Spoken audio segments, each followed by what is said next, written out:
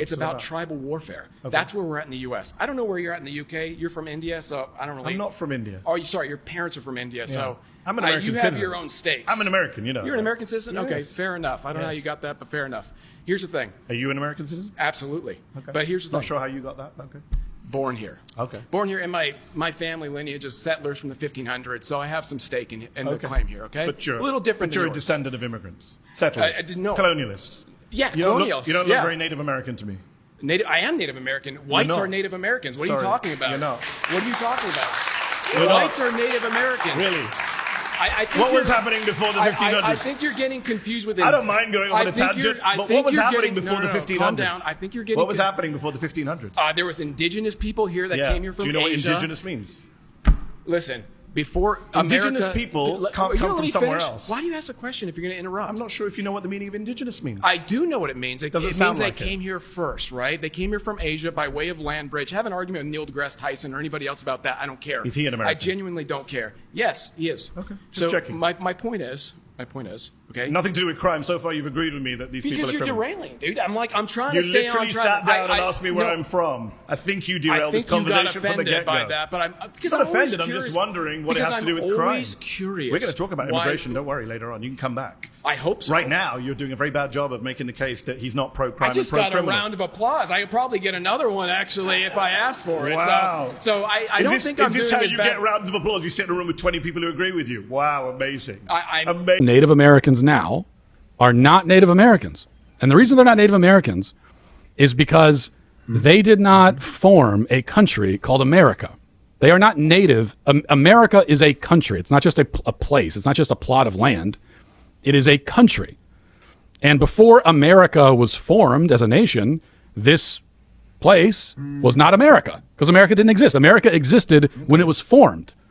And so if someone can trace their lineage back to the Comanche on the Great Plains, well, that doesn't make you you weren't native to America. You're native to Comancheria. You're native to this. You're not native to the country of America. The people who are native to the nation of America. How are you going to have racism in a country that don't belong to nobody? Except the Indians. Ain't nobody belong here. You got people go home. You go home too. You ain't from here, go home. You must have forgot. Oh yeah. Oh yeah. I never understood the discovery of America. How you discover something with a bunch of people already there? That's like somebody come to my car. I discovered your stereo. You wasn't here. I didn't think you knew about it. I think if the Indians could do it all over again with what they know now, if they could turn back the hands of time, I think they'd be standing on the edge. Here come the boat. Don't let them get off the boat. Give them some corn and some flour. Happy Thanksgiving. See you next year. What is your real name? Malcolm X. Is that your legal name? As far as I'm concerned, it's my legal name. Have you been to court to establish that I didn't have to go to court to be called Murphy or Jones or Smith. Excuse me for answering you this way. That's if all right. a Chinese person were to say his name was Patrick Murphy, you would look at him like he's insane, because Murphy is an Irish name, a European name, or the name that has a Caucasian or white background. And a yellow person, Chinese is a yellow man, and he has nothing to do or no connection whatsoever with the name Murphy. And if it doesn't look proper for a person who is yellow or Chinese to be walking around named Murphy or Jones or Johnson or Bunch or Powell, I think it would be just as improper for a black person or the so-called Negro in this country, as we're taught by the Honorable Elijah Muhammad to walk around with these names. And therefore he teaches us that during slavery, the same slave master who owned us put his last name on us to denote that we were his property. So that when you see a Negro today who's named Johnson, if you go back in his history, you'll find that he was once his grandfather, or one of his forefathers was owned by a white man who was named Johnson. If his name is Bunch, his grandfather was owned by a white man. I get the point.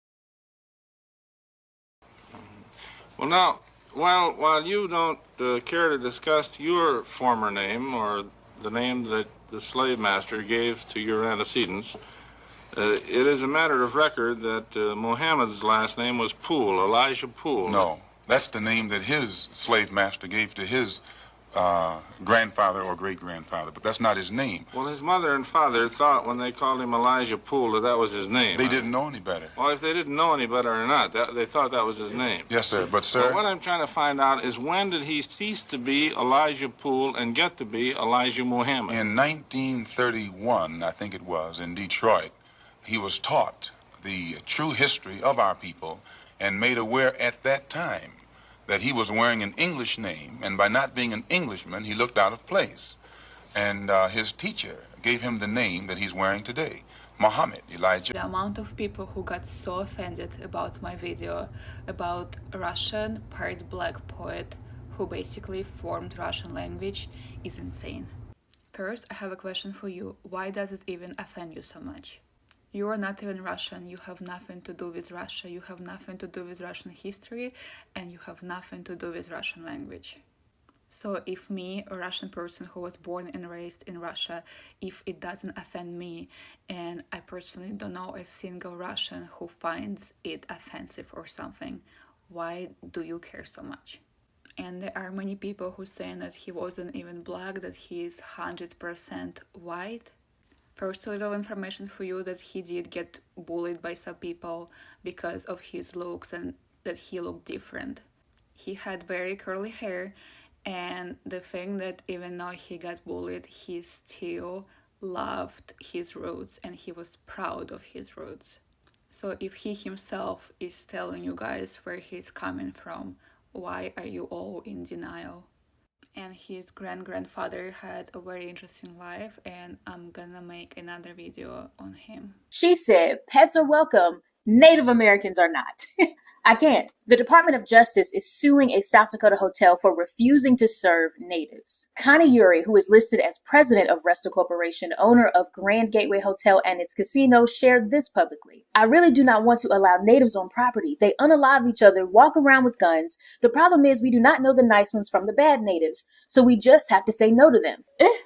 Her son Judson later defends her by saying, my mother is not a racist. I will say my mother loves Native Americans. She has many Native Americans that she loves. Did you say that twice to convince yourself? Because which natives did y'all deny rooms to? You know what? Connie must have that new Are You Good or Bad retina scanner, right? Wait, that's not a retina scanner. That's your mom spraying cleaning products in natives' faces. See, what had happened was, after natives were denied services, protests began and the hotel shut down for a month. When the hotel reopened, Connie saw demonstrators walked up to them and sprayed pledge in their faces. Ooh. I have a theory about why people get upset when I say the word Indian instead of Native American or Indigenous, and it's not what you think. Hi, I'm Courtney. I'm a Cherokee attorney in Oklahoma, and I practice federal Indian law, also known as Native American law. I think people get offended when I use the word Indian for a few reasons. I think the first one is because Indian, of course, comes from when European settlers came to what would become the United States, found indigenous people, thought they were landing in India, and so called them Indians. And so indigenous people or Native Americans is really more appropriate for what was going on at that time than the term Indian. The problem is today, Native Americans and indigenous people are defined under federal law, state law, tribal law as, or they're referred to as Indians. That's because there are specific legal definitions for someone who is Native American or indigenous to the United States. Those definitions can vary based on what law is applying. So like under federal case law, an Indian is someone with a degree of Indian blood and recognized by the tribe as a member, as a citizen. Under ICWA, there's a different definition. You're either enrolled in the tribe or you've got a parent who is enrolled in the tribe. There are a number of different definitions for Indian throughout the law. And so that's why I use that phrase. It's not to be offensive. It's not because I don't recognize that European settlers gave us this Okay, I think the important thing is to understand the history from facts, but not emotional, and respect all cultures. You understand? I would like to know what do you think in the comment section. See you in the next one. Don't forget to subscribe to IO Trends.